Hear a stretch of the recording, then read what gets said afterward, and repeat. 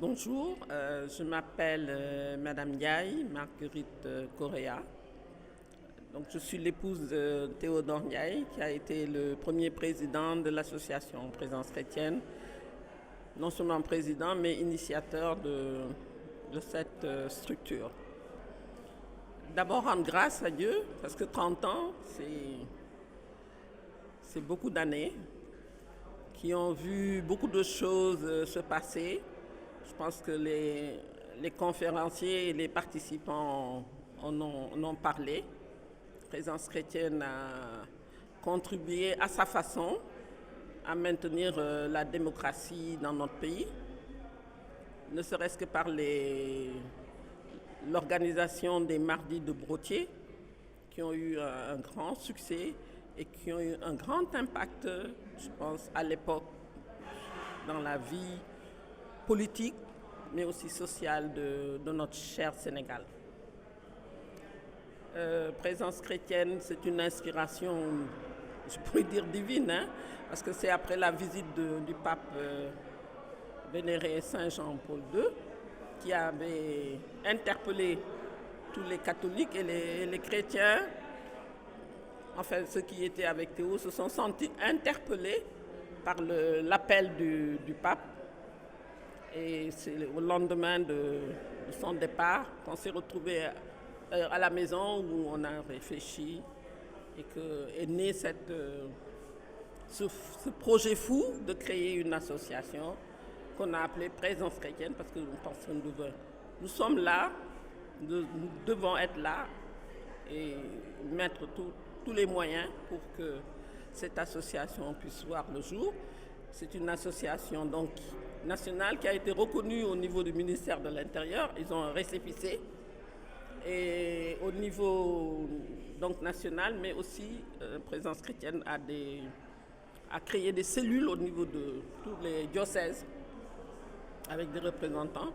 Ça a marché pendant quelques années, mais vous savez, l'engagement, malheureusement, avec les activités, les difficultés, bon, il est un peu tombé en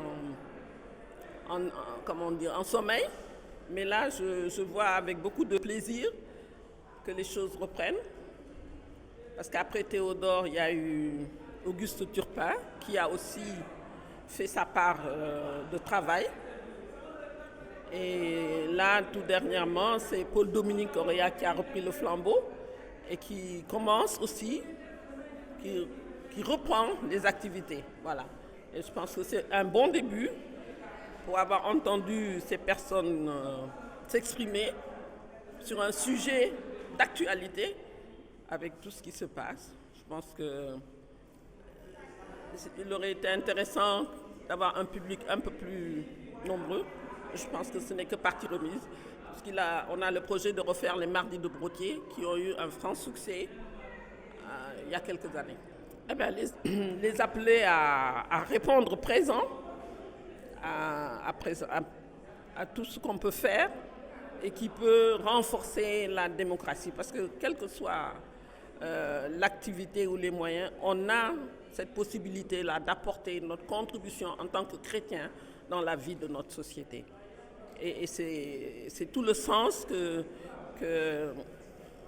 notre engagement en tant que laïc chrétien dans la société doit prendre notre place, être cette lumière qu'on ne met pas sous la table, mais sous le boisseau, mais qu'on pose pour que tout le monde puisse en bénéficier.